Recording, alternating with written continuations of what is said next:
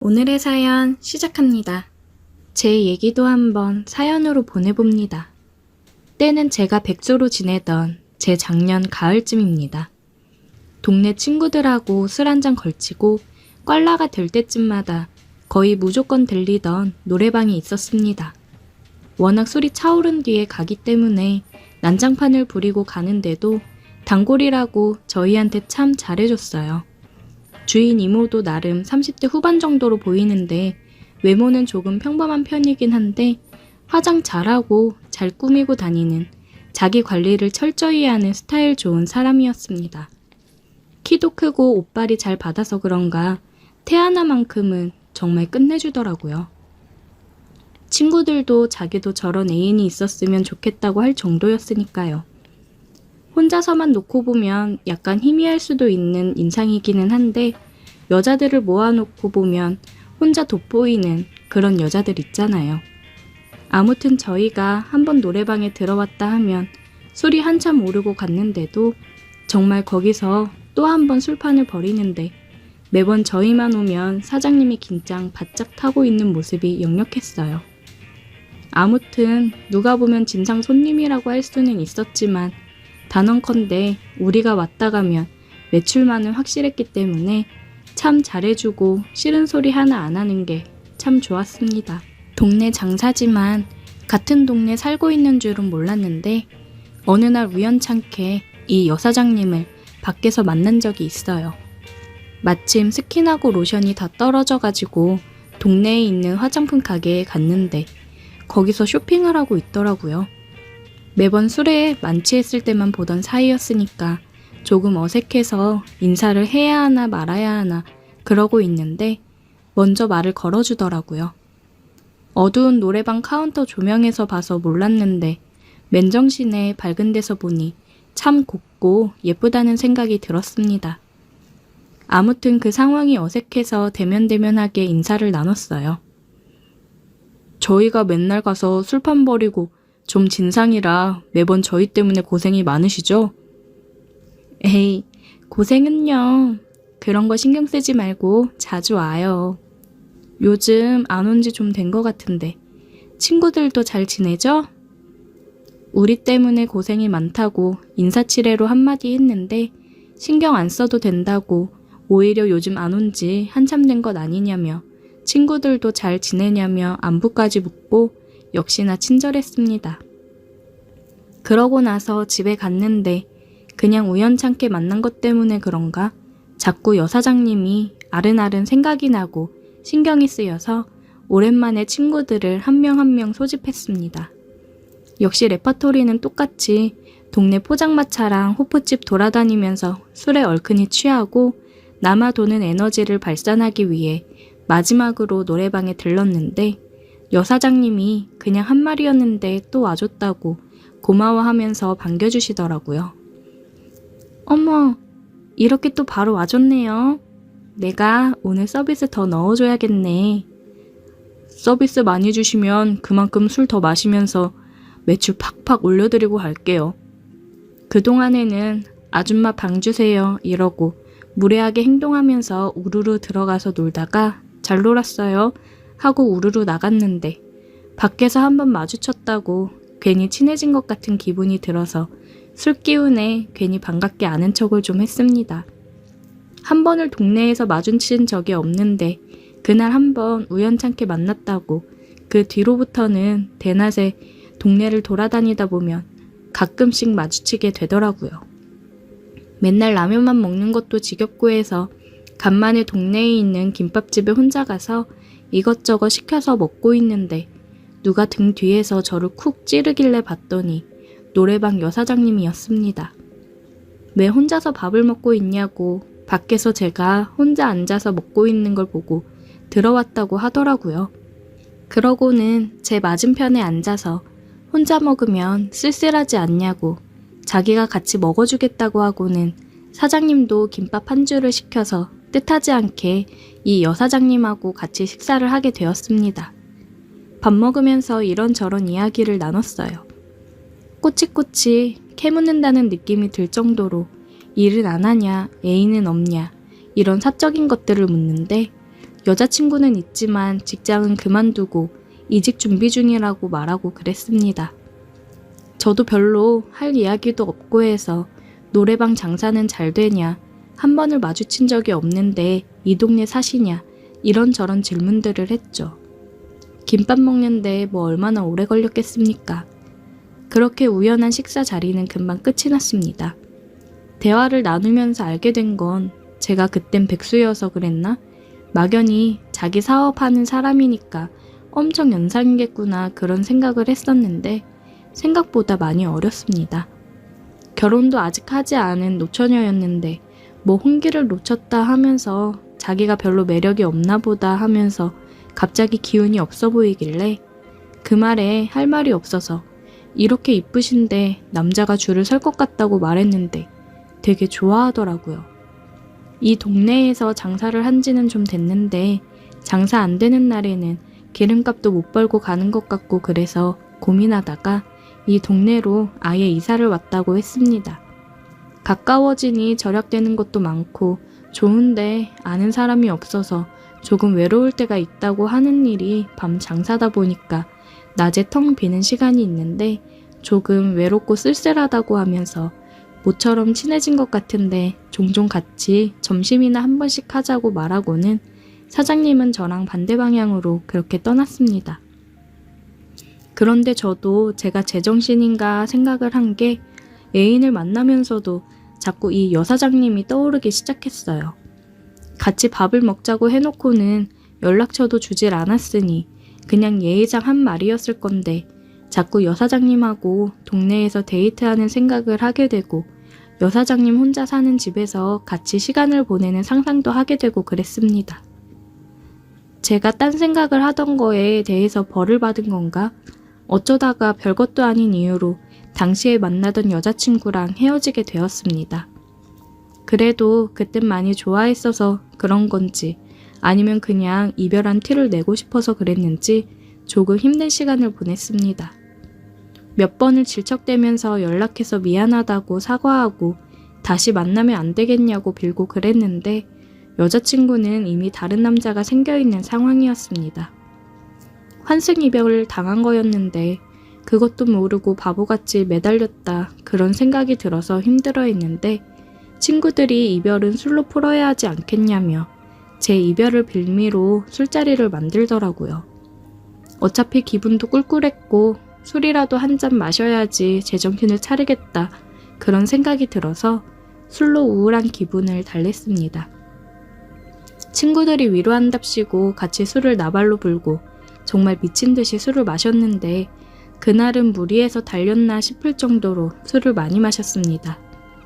항상 마지막에는 노래방으로 술자리에 대미를 장식했는데 그날따라 친구들이 이미 노래방에 가기도 전에 술이 만취한 상태여서 2차에서 나올 때 집에 들어가는 그런 그림이 나오더라고요.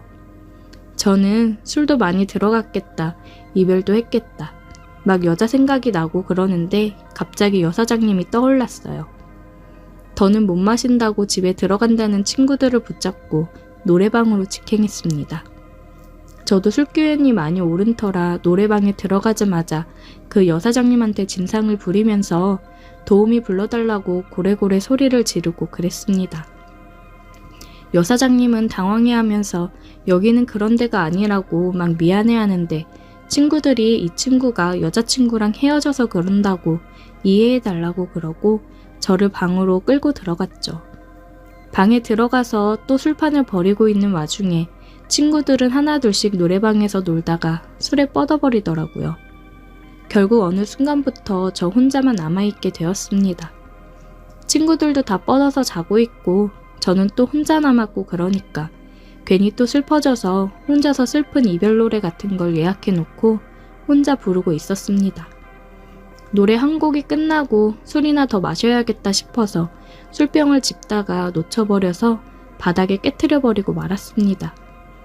그냥 있어야겠다 싶다가도 친구들이 술에 뻗어있는데 그냥 놔두면 위험할 수도 있을 것 같아서 카운터로 가서 사장님한테 죄송하다고 사과하면서 제가 치우겠다고 빗자루랑 이런 걸 달라고 했는데 여사장님이 자기가 치워주겠다며 방으로 따라 들어왔어요. 발 아래는 제가 쏟아버린 술로 흥건하고 친구들은 소파마다 여기저기 뻗어서 자고 있고 진 풍경에 사장님이 조금 놀라는 눈치였습니다. 술병을 깨면서 같이 술도 깨버렸나 조심조심 하면서 사장님한테 죄송하다고 사과드리고 있었는데 사장님이 웃으면서 괜찮다고 하는데 웃는 얼굴이 엄청 예뻐 보여서 그 순간 마음이 두근하더라고요. 아무튼 바닥에 난리가 난 게 어느 정도 수습이 되고 청소 용구를 가지고 방을 나가는 사장님을 따라가서 죄송하다고 사과드리는데 사장님이 저를 빤히 보더니 마음이 힘들 텐데 도와줄 수 있는 게 없어서 미안하다고 오히려 사과를 했습니다. 손사래를 치면서 아니라고 제가 술에 많이 취해서 진상 부려서 죄송하다고 사과하는데 사장님이 이쪽으로 와보라면서 빈방으로 저를 데리고 가더라고요. 뭔가 하고 따라갔는데 친구들도 술에 많이 취했고 힘들면 술 한잔 같이 해주면서 얘기도 들어줄 테니 괜찮으면 자기랑 한잔 하자고 하더라고요. 어차피 시간도 많이 늦었는데 손님도 없고 해서 가게 문도 일찍 닫을 생각이었고 심심하던 차였으니 같이 놀자고 하는데 술기운이 확 달아날 정도로 떨렸습니다. 자기는 지금부터 그냥 술친구로 생각하라면서 제 옆에 바짝 붙어 앉아서 제 빈잔에 술도 채워주고 하는데 거기서 아무런 생각이 안 드는 남자가 어디 있겠습니까? 저도 사장님한테 술 따라주면서 같이 술을 마시고 놀기 시작했습니다. 제가 아직은 마음이 힘들어 이별 노래를 부르니 사장님이 왜 기운 빠지게 이별 노래를 부르냐며 신나는 곡들을 예약을 해서 듀엣으로 노래도 부르고 신나는 노래도 부르고 그랬습니다. 신나게 놀다 보니 조금 힘들어서 발라드를 틀어놓고 좀 쉬는 타임을 갖자고 얘기를 했는데 예약한 잔잔한 노래가 시작하니 사장님이 자기가 좋아하는 노래라면서 브루스나 한번 추자고 제 손을 잡아 이끄는데 저는 그때 심장이 너무 두근거리더라고요. 연상의 노처녀라고 했지만 그 순간만큼은 헤어진 그 여자친구보다 훨씬 이쁘고 애교 많고 저를 위해주는 천상 여자가 따로 없었습니다. 누가 먼저다라고 할 것 없이 그녀와 저는 서로의 눈을 바라보다가 입을 맞추었습니다. 반주 소리만 흘러나오는 노래방 안에서 서로의 마음을 확인했습니다. 다음날 낮에 둘이서 나와서 해장국으로 지친 속을 달랬고 그녀와의 만남은 친구 녀석들에게는 비밀로 하고 둘이서 만났고 친구들과 노래방에 갔을 때는 서로 모르는 척을 하다가 친구들이 많이 취해 뻗어 있으면 카운터에 있는 그녀에게 가서 시간을 보내고는 했습니다. 가끔은 술 더 추가해서 돈 더 받으라고 그러기도 했어요. 제가 그녀에게 깊게 빠져 있기는 했는데 제가 취직을 하면서 이사를 가게 돼서 어쩔 수 없이 헤어지게 되었습니다. 초반 몇 개월은 연락도 나누고 했었는데 아무래도 거리가 되다 보니 자주 만나기가 힘들어지기도 했고 회사 일에 적응을 하느라 나름 바쁘게 지내다 보니 자연스럽게 헤어지게 되었습니다. 얼마 전에 친구놈들 만난다고 동네에 간 적이 있는데 요즘 시국이 그래서 그런가 노래방은 문을 닫아 있더라고요. 전화번호는 바뀌지 않은 것 같은데 연락을 해보기엔 조금 그래서 그냥 그렇게 그녀를 제 가슴에 묻어두기로 했습니다. 그래도 저와 함께 보냈던 시간을 생각하면 여전히 그립긴 하네요. 오늘의 사연 여기까지입니다. 오늘도 들어주셔서 감사해요. 구독, 좋아요, 알림 설정 부탁드려요. 오늘의 사연 시작합니다. 안녕하세요. 제가 몇 년 전에 군대 다녀오고 나서 겪은 이야기인데 한번 써보도록 하겠습니다. 저는 군대 전역 후 복학하기 전에 시간 여유도 많았고 대학 등록금이라도 보탤 겸 아르바이트를 구하려고 했는데 이미 아르바이트생을 다 구했다고 하더라고요. 어디 할 만한 곳 없나 찾던 중 아는 형 소개로 대리운전을 시작했습니다. 군대에서 1호차 운전병으로 근무를 했었기 때문에 운전에는 나름 자신도 있었습니다. 1호차 운전병이라는 게 아시다시피 대대장이 타는 차를 운전해야 했기 때문에 운전 실력도 실력이지만 부드럽게 그리고 대대장님 거슬리지 않게 운전하는 실력도 필요했고 변덕스러운 대대장님과 사모님의 비위도 잘 맞춰야 하는 일이거든요. 그나마 있는 알바라고는 편의점 알바였는데 일하는 시간은 더 많아도 얼마 받지 못하는 편의점보다는 대리운전을 하자 생각을 해서 대리운전을 하기로 했습니다. 친구놈이 예전에 했었던 공장에서 일하자고 했는데 반복적인 일만 11시간 동안 하고 있으려니 이게 할 게 못 되더라고요. 그래서 그거는 이제 못하겠다고 거절을 했고 일도 적성에 맞아야 오래 하는 건데 돌아다니고 사람들 만나서 이야기하는 걸 좋아하는 저로서는 공장보다야 돈을 덜 벌더라도 내가 좋아하고 편한 운전을 해서 돈을 벌자는 생각에 대리운전을 시작했습니다.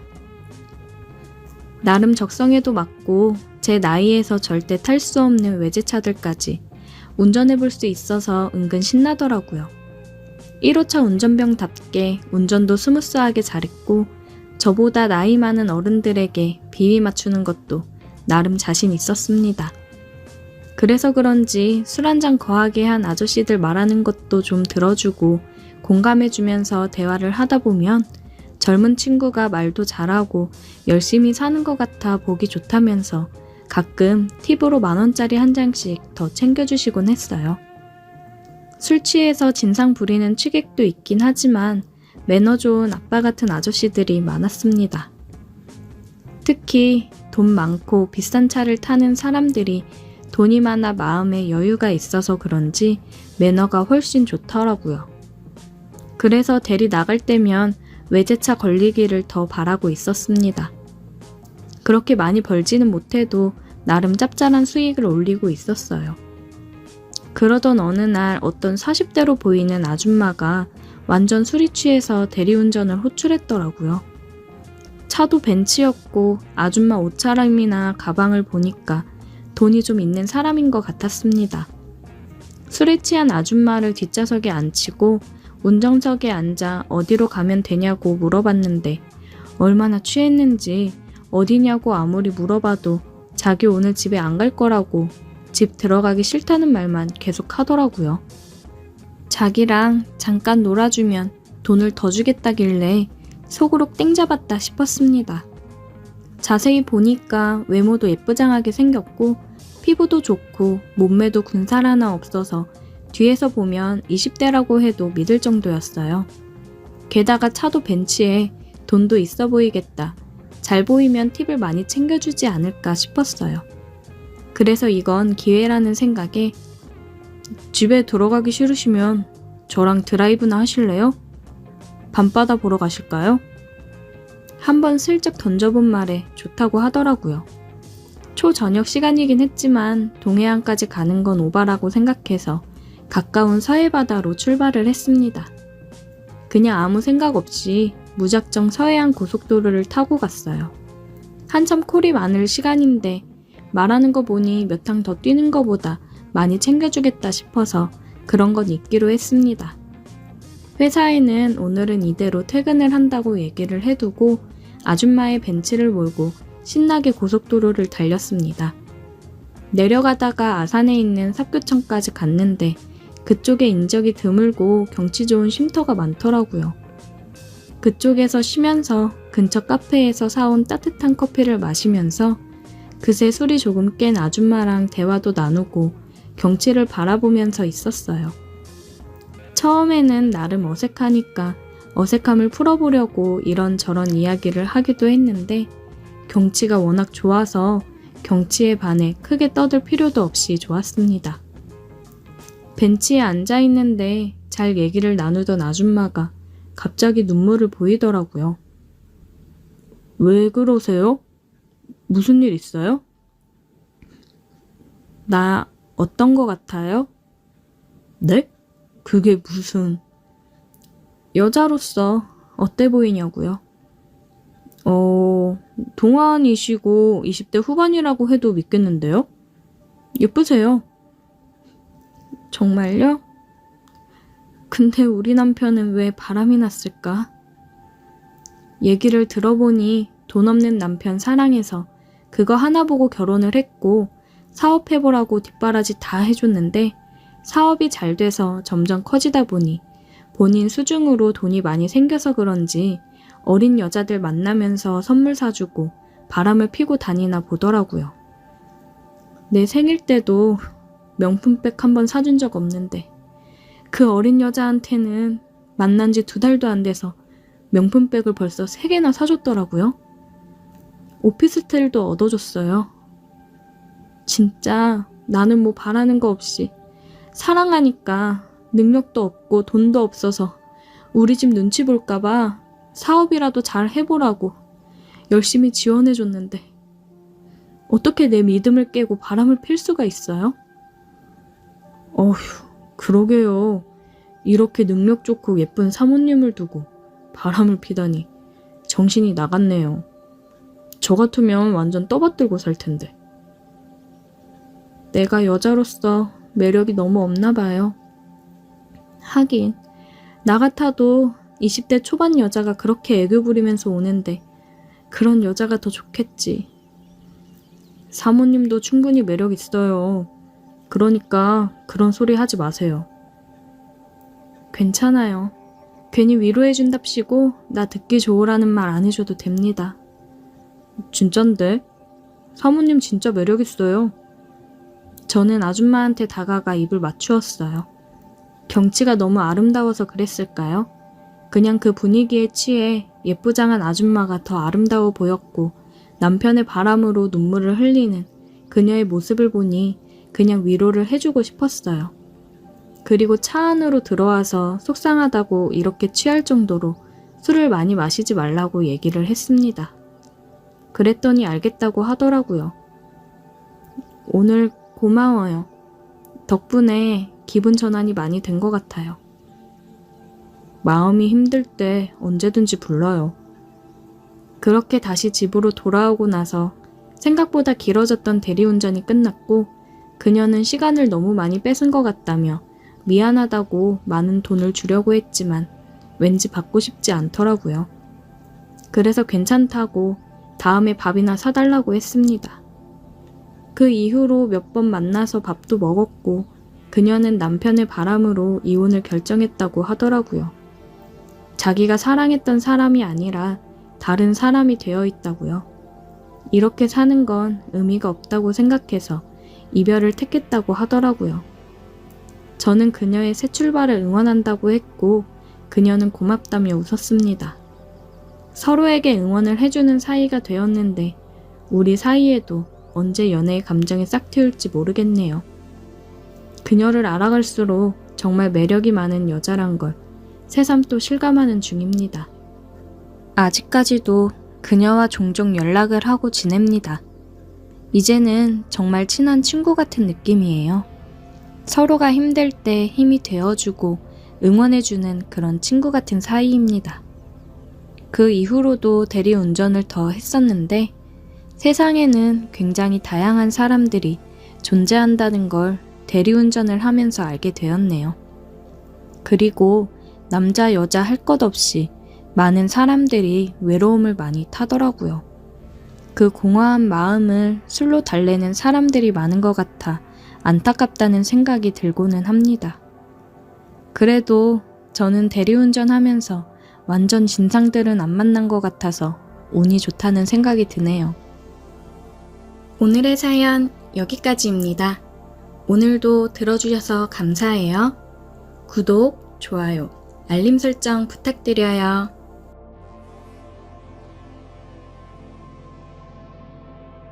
오늘의 사연 시작합니다. 안녕하세요. 저는 20대 여자예요. 하숙집에서 지내다가 고시원으로 나와 살게 된 이야기를 해볼까 합니다. 집안 형편도 넉넉하지 않았고 부모님은 매일 싸우는 게 일상이었어요. 그래서 저는 성인이 되면 바로 독립을 해야겠다고 항상 다짐을 했습니다. 이 집에서 버티고 버텨 성인이 되었고 저는 그동안 알바하면서 조금씩 모아놨던 돈을 들고 그냥 무작정 집을 나와서 서울로 상경했어요. 며칠은 PC방을 전전하며 다녔고 저렴한 가격에 하숙집을 찾아 들어가게 되었습니다. 하숙집 아주머니께서 제 사정을 들으시고는 안쓰러워하며 하숙비도 저렴하게 지낼 수 있게 해주셨어요. 굉장히 감사한 분이죠. 저는 일자리를 구해서 밤낮 없이 알바를 했습니다. 하숙집 아주머니는 건강은 챙겨가며 일을 하는지 물어보고 밥도 맛있는 걸로 많이 차려주셨어요. 하숙집에는 저를 빼고 남자 2명, 여자 3명, 그리고 하숙집 아주머니 부부, 그 아들이 살고 있었습니다. 저는 하숙집 아주머니가 잘 챙겨주고 그래서 감사한 마음에 아주머니한테도 그렇고 아저씨랑 그 아들한테도 살갑게 대했어요. 아들은 보니까 28살이라고 하는데 그냥 백수로 지내는 것 같더라고요. 믿는 구석이 있어서 그런 건지 딱히 일도 안 하고 맨날 빈둥빈둥 거리면서 지냈습니다. 아주머니가 그래서 매번 한숨을 쉬시고 힘들어 하시는 것 같더라고요. 그리고 아저씨는 택시 운전을 하시더라고요. 매번 식사는 집에 들어와서 먹고 그랬어요. 하숙집에서 지내면서 같이 있는 여자들이랑도 좀 가까워졌습니다. 같은 나이 또래이기도 하고 서로 힘든 생활을 공유하면서 더 가까워졌던 것 같아요. 그래서 일이 끝나면 하숙집 앞에 편의점에서 맥주 한 캔씩 하면서 얘기를 나누고 그랬습니다. 아는 사람 없던 저한테는 친구가 생긴 것 같아 좋았어요. 그래서 이렇게 수다를 떠는 시간이 너무 좋았습니다. 언니들은 저보다 하숙집에 오래 있었는데 이전에 있었던 하숙집 관련 이야기를 해주더라고요. 하숙집 아저씨랑 그 아들이 이전에 있던 하숙생들이랑 많이 관계를 가졌었나 봐요. 하숙비를 깎아주겠다느니 사탕 발린 말로 꼬신 거죠. 근데 이걸 그 아버지건 아들이건 하는 짓이 똑같았다는 거예요. 역시 핏줄은 못 속인다고 하더라고요. 그러다가 그걸 아주머니한테 들키는 바람에 하숙집에서 쫓겨났다고 하더라고요. 아주머니가 참 불쌍했습니다. 제가 알바를 하느라 바빠서 하숙집에서는 거의 잠만 자느라 자주 마주치지는 못하지만 볼 때마다 음흉한 눈빛이 별로긴 했어요. 저 사람들은 최대한 안 마주치는 게 좋겠다 생각이 들었습니다. 저는 열심히 돈을 모으고 있었어요. 하숙비랑 휴대폰 요금 제외하면 크게 돈 쓸 일도 없었습니다. 매일 알바 갔다가 집에 와서 자기만 하니까 크게 돈 쓸 일도 없었습니다. 1년 정도를 밤낮 없이 알바를 해서 딱 1,000만 원을 모았습니다. 정말 옷도 안 사입고 나가서 뭘 사 먹지도 않고 모았어요. 정말 힘들어서 술이 먹고 싶다 하면 집 앞 편의점에서 맥주 한 캔 딱 마셨습니다. 알바를 하면서 친하게 지낸 언니 한 명이 있는데 그 언니가 어느 날 그러더라고요. 언제까지 하숙집에 있을 거냐고요. 다른 사람들이랑 어떻게 보면 같이 공동으로 사용하는 것도 많고 할 텐데 안 불편하냐고 하더라고요. 그래서 저는 딱히 불편한 거 없다고 어차피 사람들 마주칠 일도 별로 없다고 했습니다. 그래도 언제까지 하숙집에서 생활할 거야. 괜히 조용히 해야 되고 불편하지 않니? 그런 건 좀 있긴 한데 감수해야죠. 지낼만 해요. 나 이번에 돈 모은 걸로 원룸 들어갈 거거든. 너도 같이 들어갈래? 원룸이요?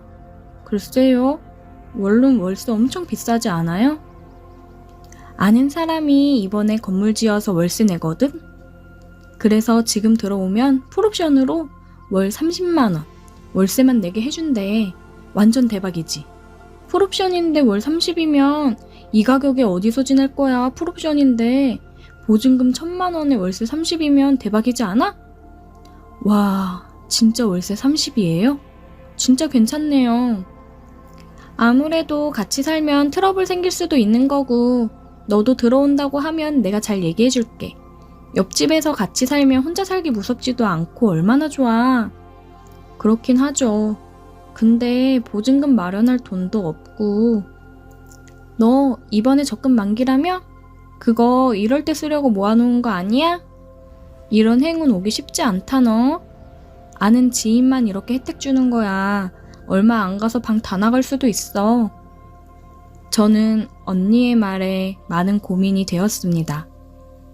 하숙집이 아무리 잘 챙겨준다고 해도 공동체 생활이기 때문에 너무 늦은 시간에 들어가거나 씻거나 할 때 눈치가 보이고 불편하기는 했거든요. 제가 알바를 밤늦게까지도 하다 보니까 들어가는데 괜히 눈치가 많이 보였습니다. 일 끝나고 가서 씻는 것도 눈치 보여서 제대로 씻지도 못하고 잠들 때가 많았고요. 알겠어요, 언니. 그럼 저도 같이 들어갈게요. 잘 생각했어. 너 진짜 운 좋은 거야. 어디서 이 가격에 방 못 구하는 거 알지? 근데 2년 계약 끝나면 월세 오를 수 있는 건 알아둬. 네, 그때까지 또 열심히 돈 모아야죠. 그럼 어떻게 하면 되는 거예요? 보증금 먼저 입금해주면 되거든? 나한테 먼저 입금해주면 계약하러 갈 때 나랑 같이 가자. 방이 금방 빠질 수도 있는 거라 먼저 들어간다고 보증금 보내줘야 되거든. 아, 언니한테요? 그럼 내일 은행 가서 돈 이체할게요. 알겠어. 이체하고 연락 줘. 나도 내 거랑 같이 보내고 계약서 작성일자 정해지면 얘기해줄게. 네, 감사해요. 언니 덕분에 너무 좋은 방 구하게 됐네요. 진짜 이런 적 없다니까? 내일 시간 되면 방 먼저 보러 가볼래? 아, 저 내일 은행 갔다가 알바 가야 돼서 내일은 가볼 시간은 안 될 것 같아요. 그럼 시간 될 때 방 구경도 하러 가자. 네, 좋아요. 감사합니다. 저는 그 언니한테 감사의 표시를 하고 들뜬 마음을 가지고 있었습니다. 정말 바보같이 사람을 믿은 제가 잘못이죠. 제대로 잘 알아보고 했어야 되는데 다음날 저는 은행에 들려서 이체를 했고 이체 완료했다고 문자를 남겼는데 연락이 없더라고요. 그래서 저녁에 알바를 가서 얘기를 하려고 했는데 그 언니는 보이지 않았습니다. 사장님, 희진 언니 오늘 쉰대요? 희진이? 갑자기 오늘부터 못 나온다고 연락 왔더라고. 그래서 내가 지금 나와 있잖아. 진작 얘기를 좀 해주지. 이런 경우가 어딨는지 원. 알바 새로 구할 때까지 선이가 고생 좀 해줘. 언니가 그만뒀어요? 연락도 안 되던데 어떡하지? 왜? 무슨 일 있어? 언니가 아는 사람이 원룸한다고 방 싸게 준다고 해서 오늘 낮에 보증금 입금했거든요. 근데 연락이 안 돼요. 뭐? 그걸 희진이한테 입금했다고? 아니, 계약도 안 하고 덜컥 보증금을 입금하는 애가 어딨어. 그냥 언니 믿고 입금했는데 계약서 작성할 날짜 잡히면 알려준다고. 빨리 입금해야 된다고 해서. 진짜 이 바보야. 그런 게 어딨니? 얘 작정하고 네 돈 들고 날랐네. 신고를 하거나 그래야 되는 거 아니야? 저는 사장님이 뭐라고 하는지 귀에 들어오지 않았습니다. 진짜 머리가 멍해졌어요. 아무 생각도 나지 않았어요. 망연자실했습니다. 내가 어떻게 모은 돈인데 그걸 가지고 홀라당 튀나 생각이 들더라고요. 당장 하숙비도 내야 되는데 모든 게 막막했습니다. 제 상태가 좋지 않자 사장님은 1시간 정도 일찍 퇴근을 시켜주셨어요. 저는 집 앞 편의점에서 소주를 한 병 사들고 그냥 깡소주를 마셨습니다. 소주는 잘 못 먹는데 술을 먹고 모든 걸 잊고 싶었어요. 그렇게 앉아서 소주를 마시며 울고 있었는데 하숙집 아저씨가 다가오더라고요. 선희씨? 왜 여기서 이러고 울고 있어요? 아, 아저씨. 저는 취해서 그런지 아니면 이 답답한 마음을 어디 털어놓고 싶었던 건지 아저씨 앞에서 엉엉 울며 보증금 사기당한 이야기를 했습니다. 당장 하숙비도 내고 해야 되는데 막막하다면서 울었어요. 에고, 저런. 그러게 사람을 그렇게 믿으면 안 되지. 돈거래에 있어서는 더 철저해야 되는 거야. 제가 너무 바보 같았어요. 정말 믿었는데 죄송해요. 혹시 이번 달 하숙비는 다음 달에 같이 드리면 안 될까요? 어허, 이를 어쩐담. 내가 좀 도와줄까? 네, 좀 도와주세요. 다음 달에 같이 드릴게요. 너무 죄송해요. 내가 이번 달 하숙비 줄 테니까 그걸로 내. 계약서 봤지? 우리는 따로 보증금 안 받는 대신 하숙비 2달만 밀려도 바로 내보내는 거. 내일도 일하나? 네, 내일 12시에 알바 가요. 감사합니다, 아저씨. 그럼 알바 가기 전에 나 좀 볼까? 내가 데려다 줄게. 10시 30분쯤 집 앞으로 나와. 내 택시 타고 가지. 네, 감사합니다. 정말 감사해요. 그래, 울지 말고. 신고하고 하면 금방 잡을 수 있겠지. 울지 마. 아저씨의 위로에 눈물이 났습니다. 생각보다 괜찮은 사람이었구나 생각이 들더라고요. 다음날 저는 시간에 맞춰 아저씨 택시를 탔어요. 저 근데 알바 12시까지라 아직 시간이 많이 남는데. 그래, 알지. 잠깐 나랑 어디 좀 들릴까? 어디요? 가보면 알아. 아저씨는 차를 끌고 어디론가 향했습니다. 도착한 곳은 인적이 드문 공원이었어요. 아저씨, 여기는 왜... 선이야, 내가 앞으로 하숙비는 해결해주마. 그럼 선이도 뭔가를 해줘야 되지 않겠어? 아, 이게 언니들이 말했던 거구나 생각이 들었습니다. 하숙비는 시간을 주시면 제가 마련할게요. 왜 어렵게 가려고 그래? 앞으로 하숙비 생각은 안 해도 된다니까? 하숙비 올리고 그러면 또 어디로 나갈래? 돈도 없으면서 갈 곳도 없어. 잘 생각해봐. 돈도 없고 갈 곳도 없는 저는 그 말에 침묵을 할 수밖에 없었습니다. 택시 안에서 아저씨는 저에게 키스를 했고 의자는 뒤로 젖혀졌습니다. 그리고 저는 알바를 하러 왔어요. 사는 게 참 힘든 거구나 생각이 들더라고요. 알바가 끝나고 집에 가면 하숙집 아저씨는 조용히 방문을 열고 제 방으로 들어왔고 제게 또 키스를 하고 뜨거운 시간을 보내고 나가고는 했습니다. 저는 또 방문이 열리길래 당연히 하숙집 아저씨일 거라 생각을 했는데 그 아들이 이번에는 방문을 열고 들어왔어요. 무슨 일이세요? 나 다 알고 있어. 네? 뭐를요? 너 우리 아버지랑 그러는 거 다 안다고. 저는 너무 놀라 아무 말도 할 수가 없었습니다. 언제부터야? 아버지가 뭐 해준다디? 어? 한 번만 눈 감아주세요. 죄송해요. 나도 좀 해줘야지. 아버지만 재미 볼 순 없지.